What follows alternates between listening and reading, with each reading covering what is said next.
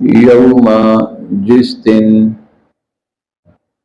یجمع اکٹھا فرمائیں گے، جمع فرمائیں گے، اللہ اللہ تعالی الرسل رسولوں کو، یوم یجمع اللہ الرسل جس دن اللہ تعالی رسولوں کو جمع فرمائیں گے، فیقول اور پھر فرمائیں گے یعنی پوچھیں گے، انبیاء علیہم السلام سے پوچھیں گے، ماذا کیا، اجبتم تمہیں جواب دیا گیا، ماذا اجبتم تمہیں کیا جواب دیا گیا، قالوا وہ کہیں گے، انبیاء علیہم السلام کہیں گے، لا علم ہمیں، لا علم نہیں ہے کوئی علم، لنا ہمیں، لا علم لنا یا اللہ ہمیں لوگوں کا کوئی علم نہیں ہے، ہمیں نہیں پتا، انکا بے شک آپ، انتا آپ ہی، علام الغیوب غیب کو جاننے والے ہیں، اللہ غیب کو آپ ہی جاننے والے ہیں۔ پچھلی آیات میں بہت سارے احکامات اللہ رب العزت نے بیان فرمائے، اور عموماً ہوتا یہ ہے کہ جب سورت کا اختتام ہو رہا ہوتا ہے تو اللہ رب العزت کی عظمت یا آخرت کا تذکرہ ہوتا ہے، اور اس میں اشارہ اس بات کی طرف ہوتا ہے، دیکھو یہ جو کچھ تمہیں دین، احکام، تعلیم دی جا رہی ہے نا، قیامت کے دن اس کا حساب ہونا ہے، قیامت کے روز تم سے اس کا حساب کتاب ہونا ہے۔ تو اللہ تعالی یہاں پر بھی اس صورت میں بھی آخرت کا تذکرہ کر رہے ہیں۔ پھر آخرت کے تذکرے میں خصوصی تذکرہ ہے حضرت عیسیٰ علیہ السلام کا، اور اسی پر پھر صورت کا اختتام ہوگا۔ اچھا، یہاں جو منظر ہے وہ تو بڑا ہی خوفناک ہے، صحیح بات ہے، جھنجھوڑنے والا منظر ہے۔ جو منظر بیان کیا گیا وہ یہ ہے، اللہ تعالیٰ انبیاء علیہ السلام کو جمع فرمائیں گے۔ ویسے تو حشر کا میدان ہے، ساری انسانیت جمع ہے، لیکن لوگوں کو دنیا میں یہ پیغام دینا ہے، کسی غلط فہمی میں نہ رہنا۔ ہو سکتا ہے کسی کے ذہن میں ہو میں جو مرضی کرتا رہوں، کل قیامت کے دن نبی ہیں نا مجھے بچا لیں گے۔ تو اللہ یہاں بتا رہے ہیں کہ پہلے حساب میں نے شروع نبیوں سے کرنا ہے، میں نے حساب رسولوں سے شروع کرنا ہے۔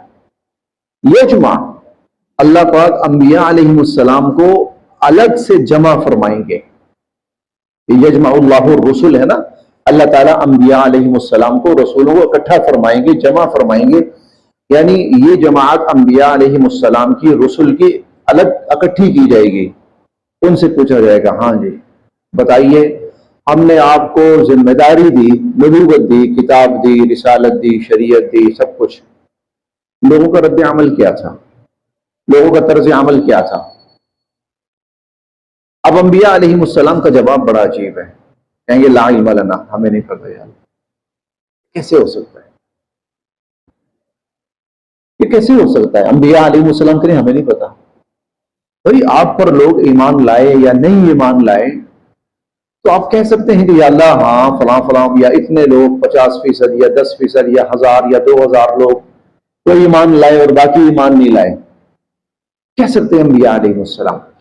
مسئلہ یہ ہے، آج قیامت ہے، آج ہر چیز کی حقیقت کھولی جائے گی، یوم تبلی السرائر، اس میں بارے میں آتا ہے، آج ہر چیز کی حقیقت کھولی جائے گی۔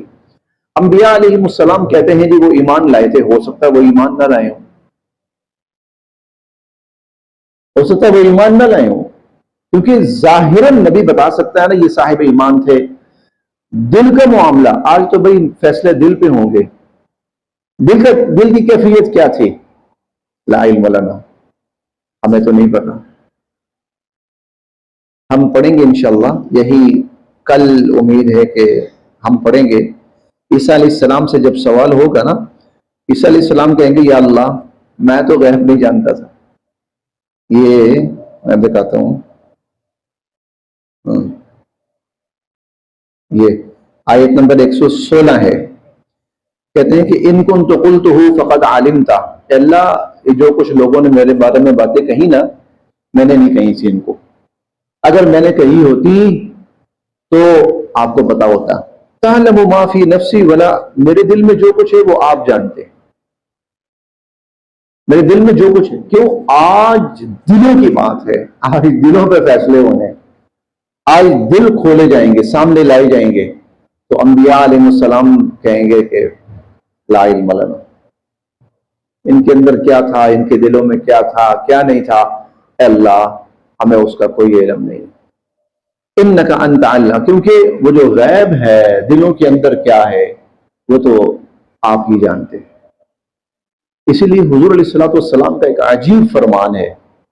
آپ کا فرمان ہے کہ نحن نحکم بالظواہر، ہم جو فیصلے کرتے ہیں نا ہم لوگوں کے ظاہر کے مطابق کرتے ہیں، اور جہاں تک ان کے دلوں کے معاملے ہوتے ہیں نا وہ ہم اللہ کے سپرد کرتے ہیں. دلوں کے معاملے ہم اللہ کے سپرد کرتے ہیں. تو لا علم لنا، اللہ ہمیں نہیں پتا تھا، کیونکہ بھئی قیامت ہے، یہ دنیا نہیں ہے. دنیا کے اندر انبیاء علیہ السلام ہو سکتا ہے کسی کے بارے میں گواہی دیں، اور دی ہے اور گواہی ٹھیک تھی. لیکن آج قیامت ہے، آج تو نبی کی یہ حالت ہوگی کہ میں بچ جاؤں. لوگوں کے ساتھ کیا ہوتا ہے؟ نفسی نفسی، میں بچ جاؤں. اچھا آگے لوگ کسی غلط فہمی میں نہ رہیں. قیامت مذاق نہیں ہے. قیامت کوئی دنیا کا حادثہ نہیں ہے کہ آدمی کسی طرح کر کرا کے جان چھڑا سکتا ہے، بچا سکتا ہے، بھاگ سکتا ہے، منکر ہو سکتا ہے، مکر سکتا ہے، چھپ سکتا ہے. نہیں، آج کچھ بھی نہیں. آج سارے راستے بند ہیں. آج صرف وہ جسے کہتے ہیں نا دودھ کا دودھ اور پانی کا پانی ہونا ہے. اس لیے انبیاء علیہ السلام بھی اول جو ہے وہ یہی کہہ رہے ہیں لا علم لنا، یا اللہ ہم کوئی ذمہ داری نہیں لے رہے کسی کی بھی. کوئی کہتا ہے میں ایمان والا تھا، آپ جانتے ہیں تھا کہ نہیں تھا. کوئی کہتا ہے کہ میں خیر والا تھا، آپ جانتے ہیں کہ تھا یا نہیں تھا. ما قلت اذ قال اللہ، اذ جب، قال فرمائیں گے اللہ اللہ. اب خصوصاً حضرت عیسیٰ علیہ السلام کا ذکر شروع ہو رہا ہے، کیونکہ عیسیٰ علیہ السلام کے حوالے سے نا بہت بڑی تعداد انسانیت کی گمراہ ہوئی. بہت بڑی تعداد انسانیت کی عیسیٰ علیہ السلام کی وجہ سے، اس لیے ان کا تذکرہ الگ سے اور خصوصیت سے کیا جا رہا ہے. اس قال اللہ، جب اللہ فرمائیں گے یا عیسیٰ ابن مریم، اے عیسیٰ بن مریم، اذکر، یاد کیجئے، نعمتی، میری وہ نعمتیں، علیکا، جو آپ پر ہوئی. یہ آیت تیسرے پارے میں گزر چکی ہے تھوڑے سے فرق کے ساتھ، اس لیے ہم ترجمہ پڑھتے جائیں تو بات واضح ہے. اس کو یاد کیجئے، نعمتی، میری نعمت، علیکا، جو آپ پر ہوئی، وعلی والدتک، اور آپ کی والدہ پر، میرے وہ انعامات جو آپ پر اور آپ کی والدہ پہ ہوئے، یاد کیجئے. اذ، جب، ایدتک، جب میں نے آپ کی حفاظت کی، بروح القدس، روح القدس یعنی جبرائیل امین کے ذریعے. ویسے تو اللہ پاک ہر انسان کی حفاظت فرماتے ہیں، لیکن جبرائیل امین کو بطور خصوصی متعین کر دیا گیا تھا حضرت عیسیٰ علیہ السلام کے ساتھ. اور ہم یہ تیسرے پارے میں پڑھ کے آئے تھے کہ حضرت عیسیٰ علیہ السلام کی جو نانی صاحبہ تھیں، حضرت مریم کی والدہ سلام اللہ علیہا، انہوں نے دعا مانگی تھی، انی اعیذها بک وذریتها من الشیطان الرجیم. اللہ اس بچی کو اور اس کی اولاد کو میں شیطان مردود سے آپ کی پناہ میں دیتی ہوں، ان کی حفاظت فرما. ان کی دعا قبول ہوئی اور اللہ پاک نے جبرائیل امین کے ذریعے حضرت عیسیٰ علیہ السلام کی بطور خصوصی حفاظت فرمائی. اذ ایدتک بروح القدس، جب میں نے جبرائیل امین کے ذریعے آپ کی مدد فرمائی. تکلمو، آپ کلام کرتے تھے، الناس، لوگوں سے، فی المہدی، پنگھوڑے کے اندر بھی یا ماں کی گود کے اندر بھی، وکہلا، اور ادھیڑ عمری کے اندر بھی. یعنی جس طرح آدمی بڑی عمر میں سنجیدہ سمجھی ہوئی سلجھی گفتگو کرتا ہے، آپ ایسی ہی گفتگو ماں کی گود میں بھی کرتے تھے۔ وَإِذْ اور جب عَلَّمْتُكَ میں نے آپ کو سکھایا، اور جب میں نے آپ کو سکھایا یا میں نے آپ کو سکھائی کتاب لکھنا پڑھنا، جب میں نے آپ کو لکھنا پڑھنا سکھایا، والحکمہ اور فہم و فراست و دانائی اور سمجھ بوجھ آپ کو سکھائی، والتورات تورات سکھائی، والانجیل اور انجیل سکھائی، آپ کو لکھنا پڑھنا سکھایا، فہم و فراست دانائی کی باتیں سکھائیں، تورات انجیل آپ کو سکھائی۔ وَإِذْ اور جب تخلق آپ بناتے تھے، من الطین گارے سے، کہیئت مانند یا طرح، الطیر پرندہ، پرندے کی مانند، پرندے کی طرح، پرندے کی مانند آپ مٹی سے گارے سے ایک مورتی بناتے تھے، بِإِذْنِی میرے حکم سے، فَتَنْفُخُ اور پھر آپ پھونک مارتے تھے، فیہا اس میں، فَتَكُونُ تو وہ ہو جاتا، طَیْرًا اڑتا ہوا پرندہ، بِإِذْنِی میرے حکم سے، تو وہ اڑتا ہوا پرندہ، یعنی مٹی لی، گارا بنایا اور اس سے پرندے کا مجسمہ سا اور مورتی سی بنائی، کھلونا سا آپ کے لیے بنایا، اور پھونک ماری تو واقعتاً زندہ پرندہ بن گیا۔ وَتُبْرِئُ اور آپ ٹھیک کر دیتے تھے، الْأَكْمَحَ پیدائشی اندھے کو، وَالْأَبْرَص اور برس کے مریض کو، بِإِذْنِی میرے حکم سے، یعنی آپ کا ذاتی کمال نہیں تھا، ہاں، اور ہم نے تیسرے پارے میں پڑھا تھا بِإِذْنِ اللہ بِإِذْنِ اللہ بِإِذْنِ اللہ، وہاں بِإِذْنِ اللہ آتا ہے، یہاں بِإِذْنِی آتا ہے، تو یہ سب میرے حکم سے ہو رہا تھا، آپ کا ذاتی کمال نہیں تھا۔ معجزہ ہے نا، معجزہ نبی کا ذاتی کمال نہیں ہوتا، معجزہ نبی کا ذاتی کمال نہیں ہوتا، اللہ کی قدرت ہوتی، اس کا اظہار ہوتا ہے۔ نبی کے ہاتھ پہ ہوتا ہے تو اس کی شکل بہت بڑی ہوتی ہے، نبی کے ہاتھ پہ ہوتا ہے اس کی شکل بہت بڑی ہوتی ہے۔ وَإِذْ اور جب تخرج آپ نکالتے تھے، الموتى مردوں کو، بِإِذْنِی میرے حکم سے، یہاں نکالتے کا لفظ ہے، اور پیچھے ہم نے پڑھا تحیی الموتى زندہ کرتے تھے آپ مردوں کو، بِإِذْنِی میرے حکم سے۔ وَإِذْ اور جب کففت میں نے روکا، بنی اسرائیل بنی اسرائیل کو، عن کا آپ سے، روکا بھی کہہ سکتے ہیں، میں نے بچایا آپ کو بنی اسرائیل سے، اذ جب جئتہم آپ آئے ان کے پاس، بالبینات واضح نشانیاں لے کر، جب آپ بنی اسرائیل کے پاس واضح نشانیاں لے کر آئے تو بنی اسرائیل منکر ہو گئے، مخالف بن گئے، عیسیٰ علیہ السلام کو ہر ممکن نقصان پہنچانے کی کوشش کی، اللہ نے بچایا، حتیٰ کہ شہید تک کرنے کی کوشش کی، اللہ پاک نے بچا لیا۔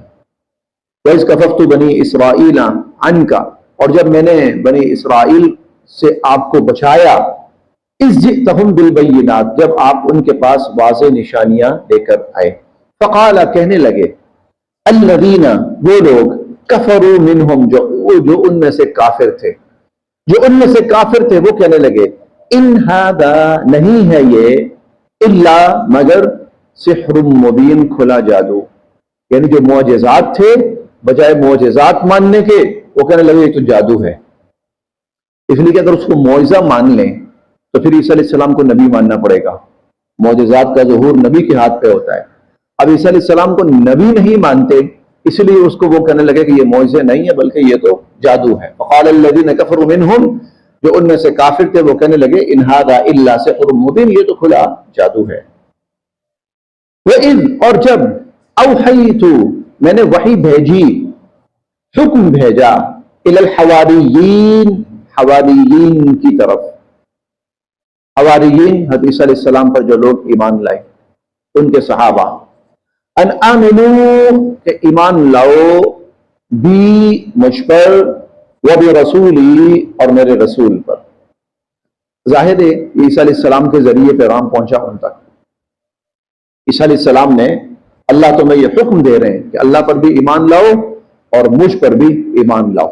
تو وَإِذَا أُوحِيتُ إِلَى الْحَوَارِيِّينَ، جب میں نے ان حواریین کی طرف، عیسیٰ علیہ السلام کے ماننے والے جو تھے، جب ان کی طرف میں نے یہ پیغام بھیجا، ان آمنوا بی وبرسولی، ایمان لاؤ مجھ پر اور میرے رسولوں پر. قالوا، وہ کہنے لگے، آمنا، ہم ایمان لائے، ہم ایمان لائے. واشہد، اور آپ گواہ رہیے، بأننا، کہ بے شک ہم مسلمون، فرما بردار ہیں، اور آپ گواہ رہیے کہ ہم فرما بردار ہیں، مسلمان ہیں. جب، اب یہاں سے واقعہ شروع ہو رہا ہے اور اس واقعہ کا نام ہے واقعہ مائدہ، نزول مائدہ. مائدہ دسترخوان جس کے اوپر کھانا لگا ہوا ہو، اور نزول مائدہ آسمان سے ایسے دسترخوان کا اترنا جس کے اوپر کھانا چنا ہوا ہو، لگا ہوا ہو. بنی اسرائیل نے اس کی دعا کی تھی اللہ تعالیٰ سے. عیسیٰ علیہ السلام نے دعا کی، بنی اسرائیل نے تقاضا کیا تھا، درخواست کی تھی. اس کا تذکرہ آ رہا ہے، پڑھتے ہیں. جب، قال، کہا، الحواریون، حواریین نے، عیسیٰ علیہ السلام پر جو لوگ ایمان لا چکے، ہم کہہ سکتے ہیں عیسیٰ علیہ السلام کے صحابہ، ان کو حواریین کہا گیا. قال الحواریون، جب حواریین کہنے لگے، یا عیسی ابن مریم، اے عیسیٰ بن مریم، حل، کیا، یستطیع، کر سکتا ہے، ربک، آپ کا رب، حل یستطیع ربک، کیا آپ کا رب ایسا کر سکتا ہے، ان ینزل، کہ اتارے، علینا، ہم پر، مائدہ، من السماء، آسمان سے، آسمان سے ہم پر مائدہ اتارے، کیا ایسا کر سکتا ہے. قال، عیسیٰ علیہ السلام فرمانے لگے، اتقوا اللہ، اللہ سے ڈرو، خدا کا خوف کھاؤ، ان، اگر، کنتم مؤمنین، اگر تم ایمان والے ہو. الفاظ جو ہیں نا یہ والے، کیا آپ کا رب ایسا کر سکتا ہے، بظاہر ایسا محسوس ہوتا تھا جیسے اللہ کی قدرت پر شک ہے. کیا اللہ کر سکتا ہے ایسا؟ کیا اللہ ایسا کر سکتا ہے؟ بظاہر ایسا لگتا تھا جیسے اللہ تعالیٰ کی قدرت پر شک ہے، لیکن در حقیقت ایسا نہیں تھا، بلکہ اصل میں ایسا تھا جیسا کوئی شخص کسی کو کہتا ہے، بھائی آپ میرے لیے تھوڑی سی زحمت کر سکتے ہیں، آپ میرے لیے تھوڑی سی زحمت کر سکتے ہیں. اب وہ بندہ کر سکتا ہے، لیکن بات صرف اتنی ہے کہ کرے گا یا نہیں کرے گا.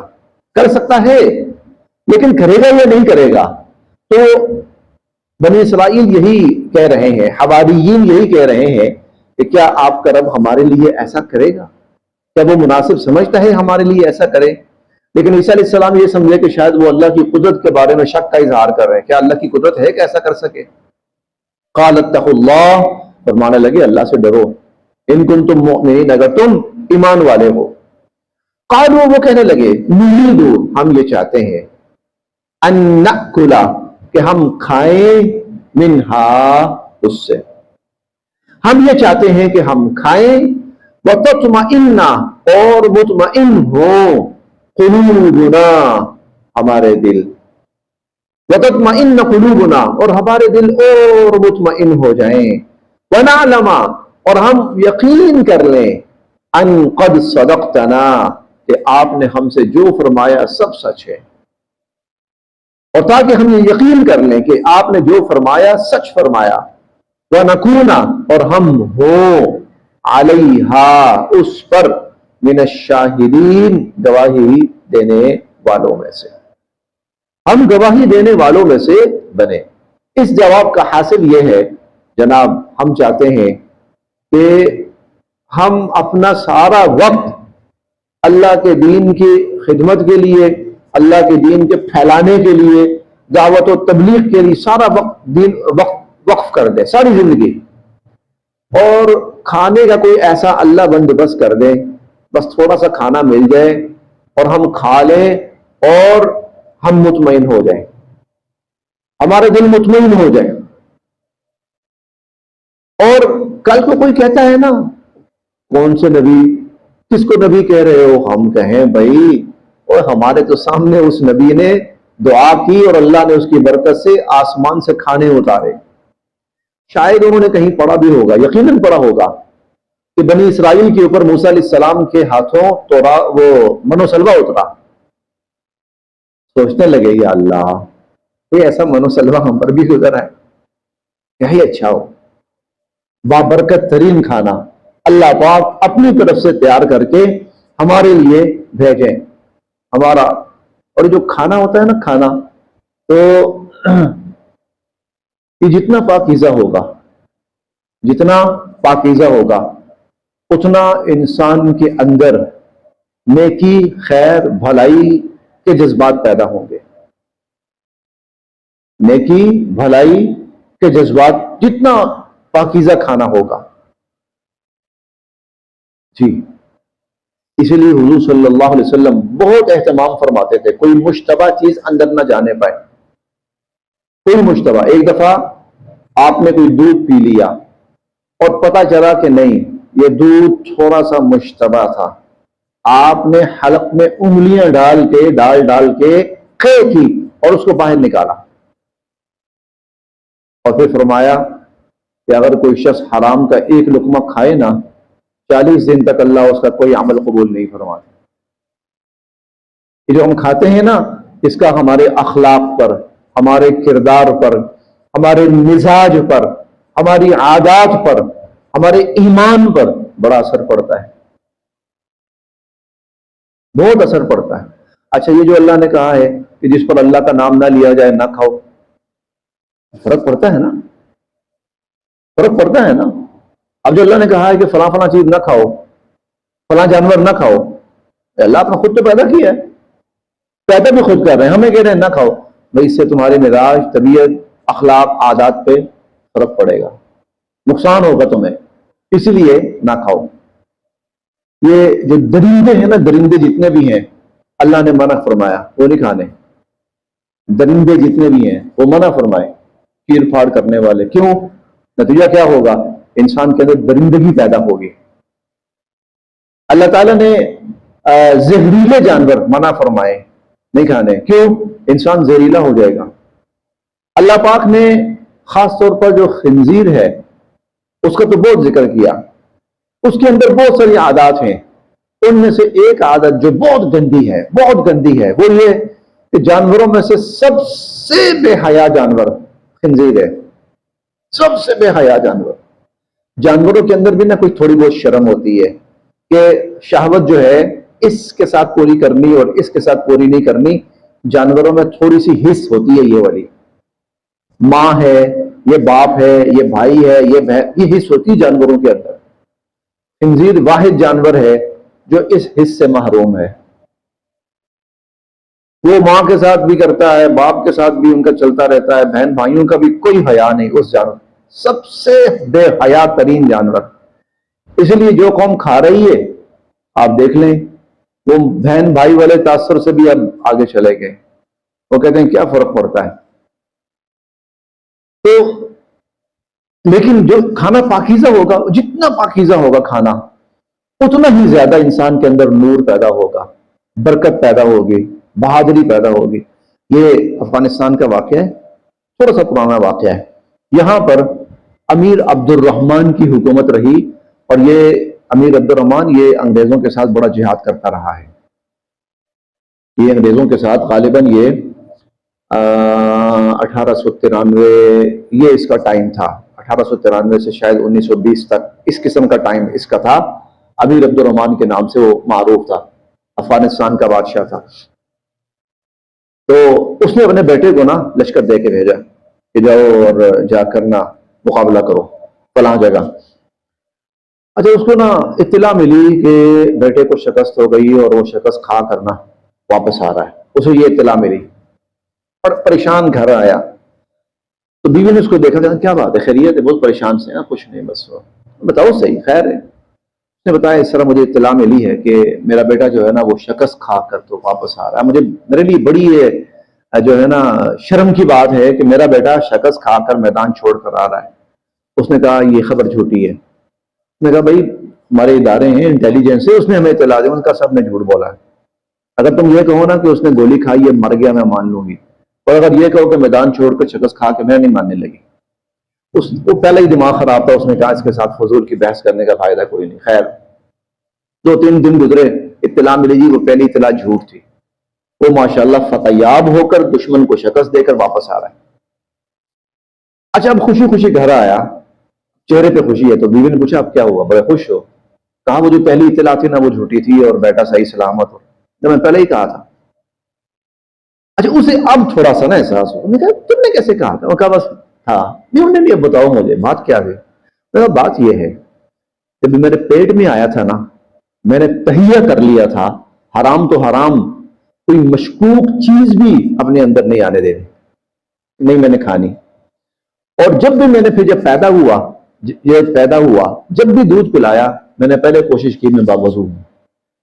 تو جب میں نے اس کو حلال کھلایا ہے نا، تو حلالی جو ہوتا ہے نا وہ بہادر ہوتا ہے، وہ بزدل نہیں ہوتا۔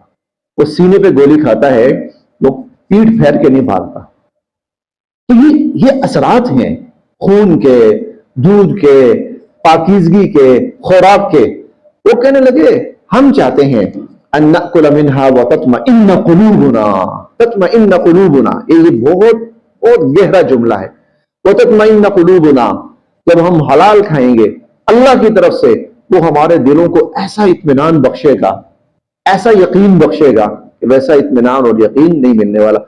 ہزارہ واقعات ہماری تاریخی کتابوں میں آپ کو اس طرح ملتے ہیں، ہزارہ واقعات۔ اور کہ اب دور نہ جائیں، ابھی یہ کوئی 50-60 سال پیچھے چلے جائیں، ہماری بزرگ خواتین قرآن پڑھتے ہوئے، ذکر کرتے ہوئے، بسم اللہ بسم اللہ کرتے ہوئے کھانا پکاتی تھی، گھر کا صاف ستھرا پاکیزہ۔ نتیجہ کیا ہوتا تھا؟ لوگ نیک تھے، شریف تھے، دلوں کے اندر حیا تھی، عادات اچھی تھی، شجاعت تھی، بہادری تھی، مروت تھی، سب کچھ تھا۔ اور اب ہم جو اکثر کھانا کھا رہے ہیں وہ پتہ نہیں کہاں سے آ رہا ہے، کوئی پتہ نہیں اس کا، وہ حلال کا ہے، حرام کا ہے، جائز ہے، ناجائز ہے، کوئی پتہ نہیں اس کا۔ نتیجہ کیا ہے؟ سوشل میڈیا اٹھا کے دیکھ لو، پھر وہی نکل رہا ہے، گند اندر جا رہا ہے، گند اندر سے نکل رہا ہے۔ پاکیزہ رزق کھانا اندر جائے گا، پاکیزہ چیزیں نکلیں گی، حرام مشکوک مشتبہ جائے گا تو پھر حرکات بھی ویسے ہی سرزد ہوں گی۔ قالوا نريد ان ناكل منها، نہیں ہم کوئی خدا نہ خواستہ کوئی اللہ کو آزمانا نہیں چاہتے، یا ہم اللہ پہ کسی شک و شبہ کا اظہار نہیں کرنا چاہتے، ہم تو وہ پاکیزہ کھانا کھانا چاہتے ہیں۔ وتطمئن قلوبنا، اور ہم تو یہ چاہتے ہیں کہ ہمارے دل اس کو کھا کر مطمئن ہو۔